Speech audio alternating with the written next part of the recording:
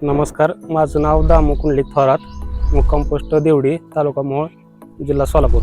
माझ्या गोट्यात एकूण 10 गायी आहेत त्या आणि 3 कारवडे आहेत त्या. मुक्त संचार गोटा केल्यापासून खूप फायदा झाला आणि आम्ही पहिलं गाभण गायीला खापरी सरकी वापरत होतो. गाभण गायीला वात्सल्य ॲडव्हान्स चालू केल्यापासून गायीच्या स्ट्रक्चरमध्ये आणि भरपूर फरक पडला. कासची जी पिशवी आहे ती एकदम 4ही पिशवी समान फुटल्या गेल्या. असं काय म्हणजे दगडीचाही काय प्रॉब्लेम आला नाही. खापरी चालू असताना खापरी आणि पीठ 9व्या महिन्यात आम्ही पहिलं चारायचो. आता पूर्ण बंद करून वात्सल्य ॲडव्हान्स चालू केल्यापासून गायीचं दूध अजिबात टिपकत नाही आणि गाय अगदी एकदम तंदुरुस्त झाली आहे.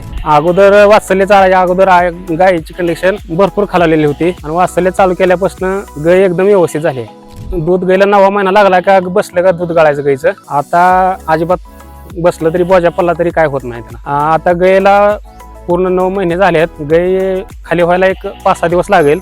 गायीची कंडिशन आता अशी आहे. मी आवर्जून सांगू शकतो की जी दूध उत्पादक शेतकरी आहेत का त्याने खापरी आणि सरकीवर न भर देता गाभण गायीला वात्सल्य ॲडव्हान्स चारलं तर 100% म्हणजे 100% रिझल्ट आहे त्याचा.